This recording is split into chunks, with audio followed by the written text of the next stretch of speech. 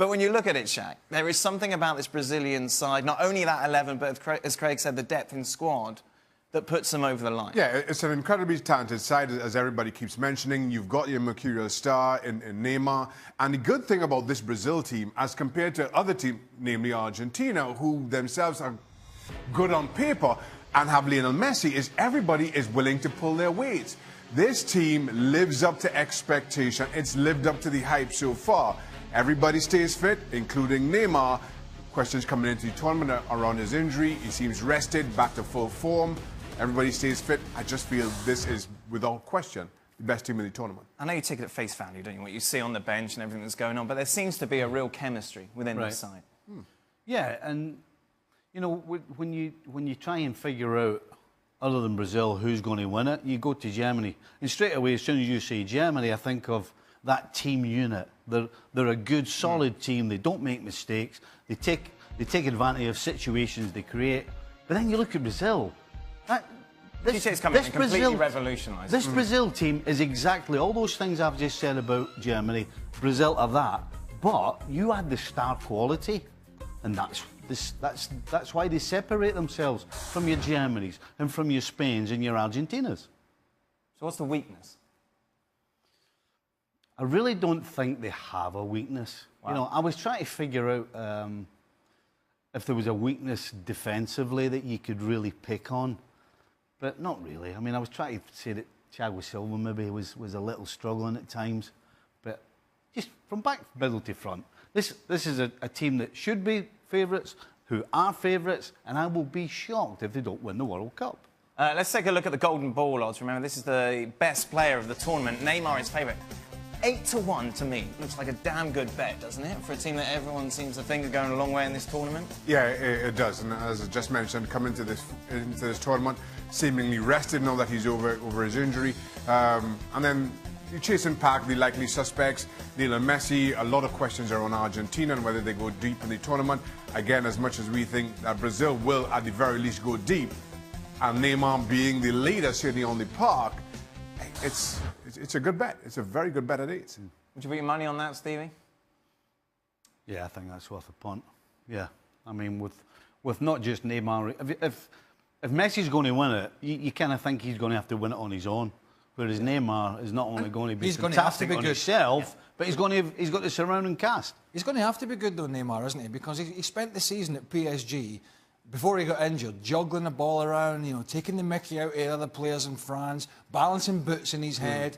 Didn't really play great, and was it the first game at the Bernabeu before he got injured? Yeah, could have got sent off. Could and probably should have got sent off. But you just feel when he turns up with this, you just feel he loves the fact now that he's the big I am in this Brazilian team, and he wants to put it right. He had the injury down in Brazil when the World Cup was down there, when he got absolutely mullered in the back from the Colombian player. The Brazilians lost the plot with all the T-shirts, you know, pray for Neymar and all that before the Germany game, and then they lost. So I think with this coach in charge now, it's a more functional side. It's a side that is more focused. None of the histrionics, not so much of a circus, and more concentrated on football. The thing for me is, and I keep saying it, and I'm sure we'll keep saying it, Neymar for Brazil is totally different from Neymar for PSG. And when we're talking about the golden ball and you're looking at individuals, and between us here we have Brazil and Germany as the two teams to at the very least meet the final.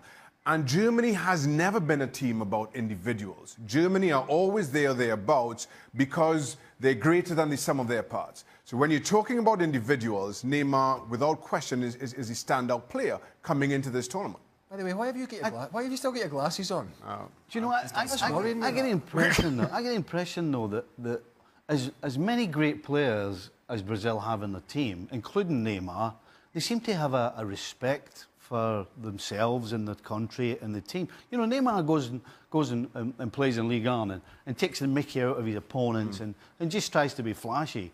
You don't see that with this Brazil side from anybody, not just Neymar, but the lot. They seem to have a respect for the game and each other. England 8-1 on to advance out of Group G. When we've discussed before, though, Stephen Shaka, you've got them going out in the round of 16. Yep. I think it was against Colombia, maybe. You're looking at it. Would that be a failure for England? I don't think so. I don't think anybody has any expectations for England.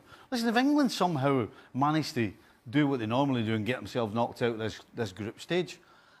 I'm not so sure everybody would be particularly bothered because it's same old. Hold on. When they finished bottom of the group in Brazil, a group that Costa Rica won, by the way, it was Italy and Uruguay in there. So Costa Rica were the surprise, but that was a difficult group to get out of with the teams in it. Tunisia and Panama. Right. You're saying if England don't get out of that group, they'll be like that in England? That was quite a tough group. When they got beat... Panama! Ever since they got knocked out by Iceland, there's been a completely different feeling around England. It's almost like everybody's given up and it's like, well, do you know what? Does it really matter? Stevie, then... That's the impression I get. Does it really matter? But then they pulled this group out and it's like, well... It'd be a disaster for them not to get out of this group. An absolute disaster. Yes, but I just don't see how people would be saying the same things as they did when they got beat by Iceland. I just don't think the apathy is incredible. The funny thing for me about England and the English media covering this tournament is tournaments gone by, teams were stacked, full of talent, and the expectation was high. And now this year's, because the expectation isn't so high, that means we're going to go deep in the tournament, which I don't get that catch-22 at all. But at the same time, yes, England should get out of the group.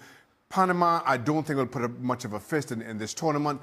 You're looking at Tunisia. Yeah, what about Tunisia? We take a look at England's schedule, and England kick things off, don't they? Open with Tunisia. With Tunisia, we saw them in action against Spain. They didn't look bad at all. They looked very good. Had excellent opportunities against Spain to open the scoring. This is still the highest-ranked African team coming into the tournament.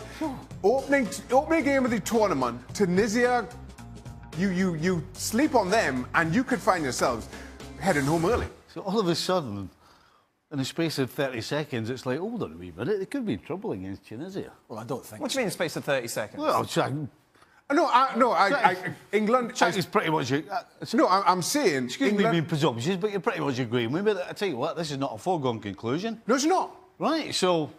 There you go. If it's not a foregone conclusion and they don't make it, so we're saying, are we really going to be that bothered? Well, I don't think. Oh, goodness me! Of course we will, Stevie. Well, I think if they drop points against you will. I think there'll be you're saying there wouldn't be an inquest in England if they didn't get out of the group. There'll be an inquest if they don't get the 3 points against Tunisia. I mean, all the lead up for England has been the managers talking great, the press conferences have been great. The FA have organised things fantastically well. The access has been magnificent. The players have been open. The fan on the street, that just washes over their head. Yeah. It's all about performance and results. He's got some big decisions to make. He's going to play 3 at the back. Does Walker play back there? Who comes in and plays beside Stones? Is it Maguire? Is it Cahill? Is it Jones? Who does he play in the left wing-back role? Is it Dyer and Henderson in the midfield? So he's got some big decisions to make, and if they do get off to a rocky start against Tunisia, mark my words, the press will not be saying in England and the fans, oh, well, that was a little bit unlucky. They'll absolutely muller them. Let's bring Gab Marcotti into the conversation. Gab, Stevie says no one will be bothered in England if they don't get out of the group. Yeah, you know what? I mean, we're really in uncharted territory here because people who go back much further than I do, and I've been in this country for a very long time, are saying that this is the most likable England team ever, and these expectations are as low as they've ever been, and it's a bunch of nice guys, and they've bought into the fact that Gareth Southgate's going on a journey, and they're being asked to trust the process. So it's a wonderful conundrum there. People seem to wonder, hey, you know what? If they don't get out of the group, not that big a deal. As long as, there's progress and they keep behaving and they do us proud. I don't know. I'm really curious. Part of me wants to lean towards Craig and say, you know what? If they screwed up against Tunisia in the first game, they'll be held to pay straight away. Do you remember when David Beckham came back after the sending off in France '98? Yeah, of course. And I don't condone it, and I don't necessarily agree with the level of criticism he got. Of course not. But he got absolutely smashed, for that little incident with Simeone. Can you imagine if this group of England players have a poor tournament again, come back, Premier League season, do you think the fans will be there now? Oh, well, let's not boo them because they're a really likeable bunch of chaps. Beckham and Gerrard and all these guys, every time there was a tournament, it was, well, if we don't get to semis, it'll be a disappointment, or, maybe even the quarters. So the fact that Gab's saying that actually in England right now, they're saying, Well, as long as there's some progress, and even if they don't How get can out there of be the group- progress if they don't get out of the group? So how That doesn't make any can you sense. possibly think it's going to be as bad as when Beckham came back, or the last time when they lost to Iceland? It's actually got disaster written all over it. A bunch of nice guys. I think if England get to the quarters, it'll be... Seriously? A quarter-final, I think, will be about as far as this team can go. Absolutely. Big performances from Harry Kane, who had a poor Euros. Big performance from Raheem Sterling, who had a great season. He's had a lot of stick. And get the basics right at the back. They'll give themselves a chance to get to the quarter-finals. But if they defend poorly in this competition, it is going to bite them in the backside. Meanwhile, a saga at Stamford Bridge is still continuing. Who's going to be their new manager as it stands? Of course, Antonio Conte is still in charge. However, the bookies have got Sarri now 9-2 on to become the next coach at Chelsea. How close is this to be a done deal, Gab? So supposedly this is based on the fact that there's another round of discussions coming up next week. Remember, the issue with Sarri as well is that he has to get out of his Napoli contract. Napoli will want some level of compensation for it. The thinking is maybe Sarri can work out something where he takes less money from Chelsea, or maybe it's a basic salary plus a big bonus, and then you divert some of that money to pay off Napoli. I don't know. To me, it's still a big cluster mess, and every day that passes, I think Conte becomes a little more firmly rooted to the Chelsea bench, until, of course, the day he decides, right, I've had enough, I'm walking away, and I'm foregoing the money I'm owed. This is a comedy at the moment. Yeah, what a mess. It's an even bigger comedy when you see Avram Grant's name on the 16-1. That tells you how this is... And that's not normally a man you associate with comedy. How comedic this is. No, but I mean, I think he's had the ear of the owner before, but I mean, it's just a mess, and it's a real worry for Chelsea fans. Not only that, but the fact they're in the Europa League next year, the fact that the money's doesn't seem to be there to spend on players anymore, the fact that there's a mess around the stadium, senior players may go. I mean, why the hell would Thibaut Courtois and Eden Hazard and players like that commit anything to a club whose owner doesn't really know what direction he wants them to go in at the moment? So the worry is that they're going to lose key players. They're not going to have the same money to spend. Meanwhile, the big boys at the top of the Premier League are out there spending and looking to push themselves further away. Gab, how big of a deal is it, the fact that Conte is still there? You get a feeling at the moment, for example, that it's a sinking ship at Chelsea, isn't it? Well, look, what I was told is that if in the end it turns out that Conte comes back, it's not the worst thing in the world, because Conte has a lot of pride. He's a professional. We can always talk about how poor their season was last year, but they did end up winning a trophy. And Gab, you can't buy that, surely, though. The way in which them. there would just seem to be turmoil, all those post-match press conferences where he seemed to be begging to be sacked. You can't ideally, or you can't make do with having that man once again in charge of your side, surely. But you think you have to remember, Dan, that if he comes back every week that passes, the money owed to him becomes less and less. And I think from Conte as well, if he moves on from Chelsea, he wants his next job to be a big one.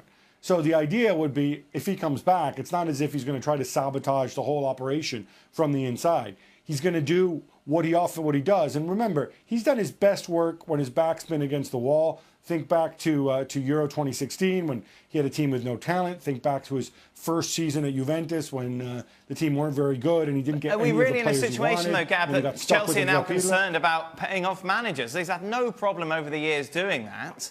Is that really a conversation? Yeah, but the difference is that, I think that's the reality of Chelsea right now, because remember, you also have bubbling in the background, you have Abramovich's legal situation vis-a-vis his visa, where, right now he can't come into England and stay and work for an extended period of time after investing, enormous amounts of money into the economy. He's not happy about that.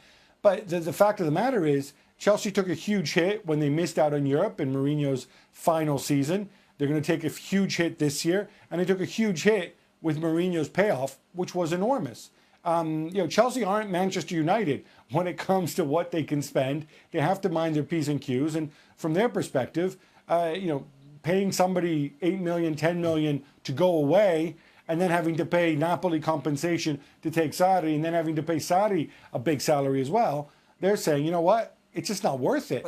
Better to bide our time and let's see what happens. But Gab, I thought that Conte's relationship with Abramovich's lieutenants had broken down a long time ago. That's going to make that working there for him and for them particularly difficult. As Dan mentioned, the atmosphere around the place last year with the press conferences was pretty toxic.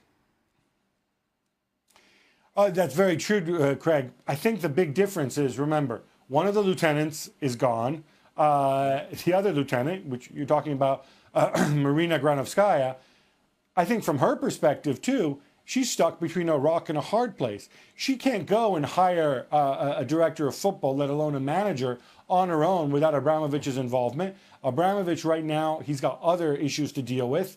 So in the end, if they're stuck with each other, the thinking is the two of them are going to find a way to make it work. They've been in worse situations before. Remember, they're not going to be thinking long term. They're going to be thinking, let's just make it work for 12 months, get us back into the top 4, have us leapfrog some of these Muppet teams who came ahead of us next year, get us back to our rightful place, as they see it, of course. And then we'll have all the time in the world to bring in the people we want to bring in to hopefully extend Hazard's contract, extend Courtois' contract. You'll improve your rep, Conte, and then you can go off to wherever you want to go to, and we'll get ourselves the manager we want. Gab, before you go to Russia, let's get your selection. Let's take a look at your group picks first. First off, surprise Russia going through. Well, they're at home. I think Salah's tired after a long season. And as I see it, it's going to be them or Egypt. Morocco, meanwhile, over Portugal. You got Peru to go through over Denmark. Meanwhile, Argentina and Nigeria in Group D. Brazil, Serbia, Germany, Mexico, Belgium, England, Senegal, Poland. You don't like Colombia, Gab? I just think Colombia are very erratic, and well, as are the other teams in that group. But you know, I think Senegal possibly have a slightly higher ceiling and one of the best defenders in the tournament. Okay, let's pick up then, as we now have this beautiful graphic as a result of those picks. Starting off with Spain against Russia. Spain. Argentina, Peru. Argentina. Okay, good. This is good. Right. Germany, Serbia. I so want to troll Germany fans by picking Serbia, well, reminding them what happened against Algeria, but I can't just yet, so I'm going to stick with Germany. Okay, meanwhile, Senegal, England.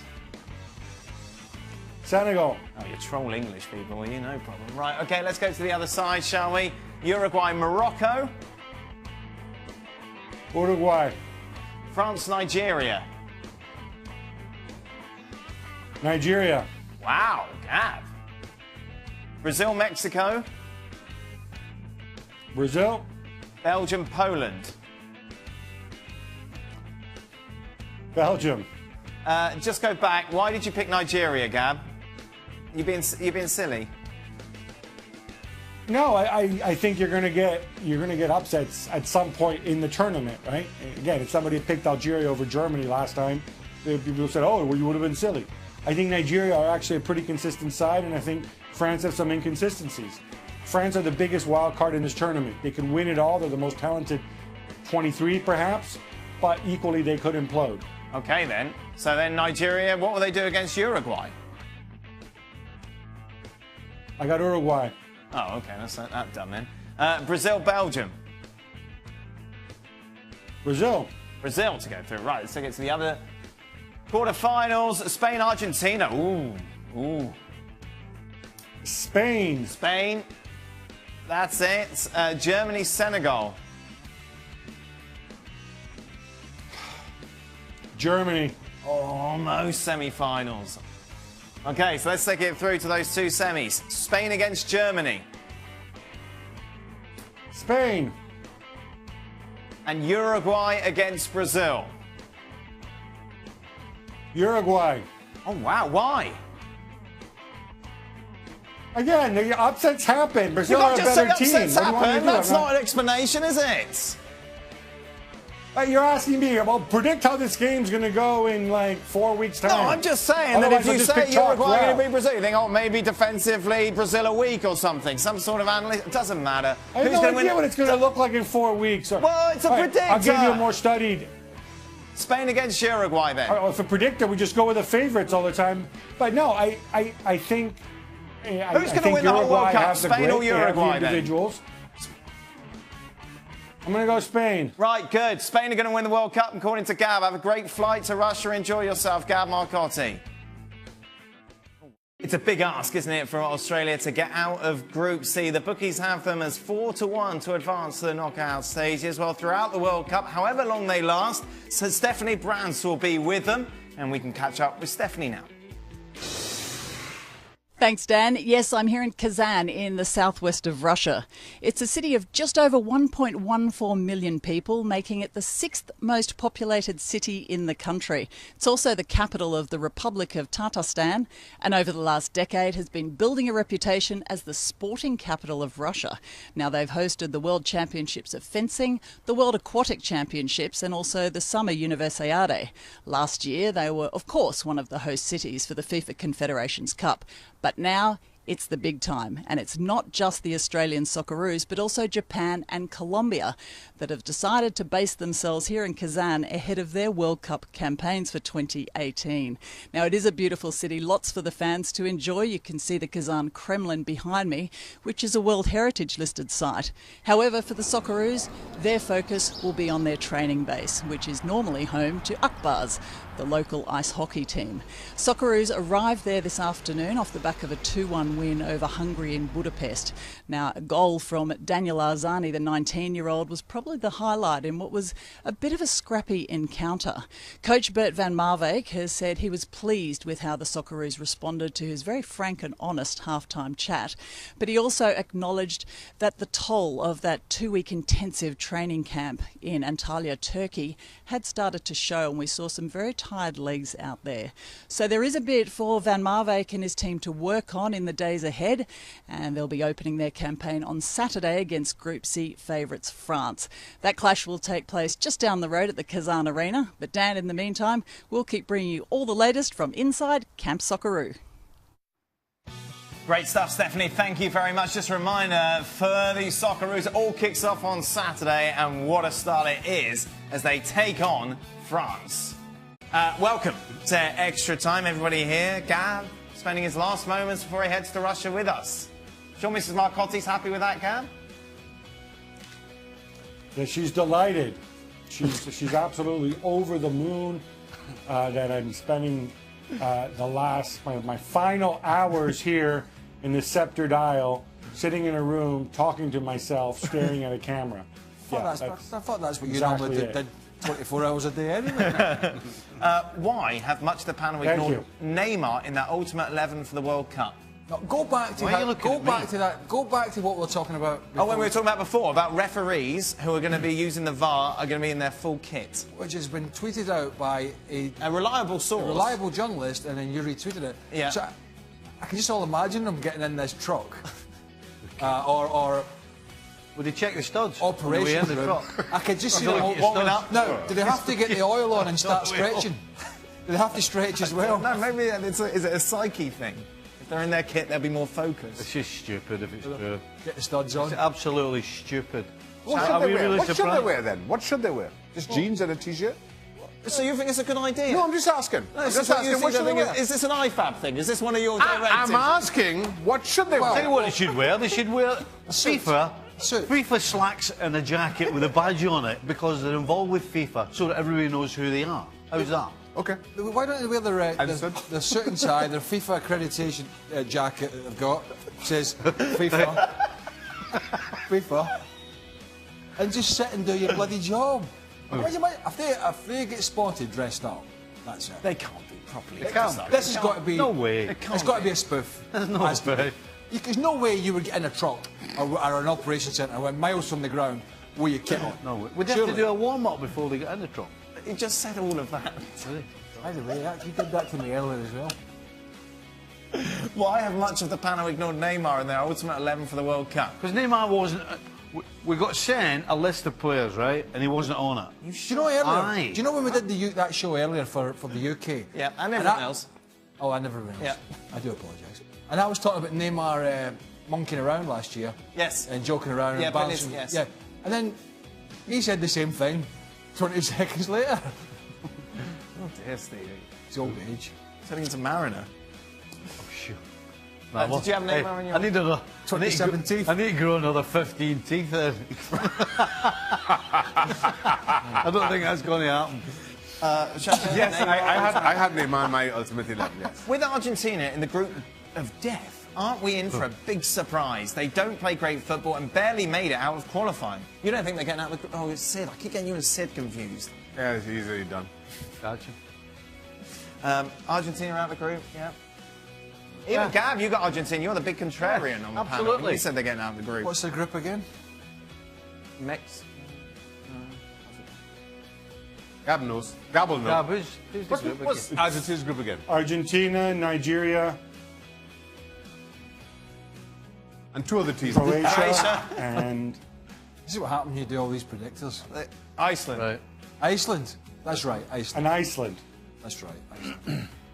That's a group of death. Well, but I think, Dan, I Yes. think the key with this is that Argentina are a really, really difficult team to decipher because you don't know if Messi's going to just carry everybody all of a sudden. We know Iceland can be tough to beat. They've shown it before, but you also know that it's Iceland. They could be really, really bad too.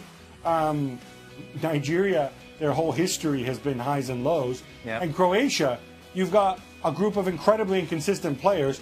Plus, you have the Modric-Lovren situation, where you have 2 guys who currently stand accused of some pretty nasty stuff back home. So, I think these are 4 teams that could all go in either direction. We wouldn't be super surprised to see them in a quarterfinal, and we probably wouldn't be shocked if they went out in the group stage, except maybe for Nigeria. Who thinks Brazil looked more lethal with Firmino instead of Jesus? Are you looking at Steve? Why are you looking at me? That's Liverpool, isn't it? I just thought I might have an opinion. Listen, regardless whether it's Firmino or Jesus, they're fantastic. They look great going forward regardless. They can pick, what, any 3 from 6, and it really, I don't think will affect them too much. Who's he play for? Who? Firmino. Firmino. Yeah. That was my Brazilian slant on it. All right. You mean Bobby? His name's I Bobby. just wondered who Firmino So played Bobby for. I know Firmino plays plays for for Liverpool. Brazil and I just wondered who Liverpool. Firmino plays for. Firmino. Oh, fair enough. All right. How nice has it been not to discuss Jose Mourinho in a few days? Scale of 1 to 10, 1 being I miss him already, and 10 being who is that again? By the way, it's a 10 from me. I haven't mentioned Mourinho. Who? What? Exactly. There you are. Well, but who- That's who- it. He's gone to the World Cup and he's working as a pundit. Is he? Yeah. You mean is he? You know that. I don't know that. Is he? Well, why would I know that? Well, it's your job to know that. Not really, is it? The Mourinho's going to be there. Gav, have a lovely trip. Enjoy Yes. yourself. Thank you. I'll say hi to Jose for you. Oh, is he going to be Safe there? trip, Gab. Will you be having spaghetti in Russia? No, let's not do all this again. Are we reaching No, what? Well, I don't know. At some point, perhaps, yes. They do have Italian restaurants in Russia, in Moscow, and in St. Petersburg, in fact. Asking. Just I'm a inquiring. pleasant trip, Gabriele. Yeah, that's it. Let's go. Yes, there we go. Thank you. Gab wants to go spend some time with this. Don't order lasagna. Had enough of us. That's how Rightly so. Gab, of course, heading to Russia. We'll be here tomorrow, counting down to the start of the World Cup. Ooh. Sounds so enthralled. You're off tomorrow. Right. So, Ma. Oh, Magic. you in, Shan? And I'm here. Glasses and all. Yes, Robert sir. will be here, won't he? Yeah, you were Man, talking perfect. about wing backs tomorrow.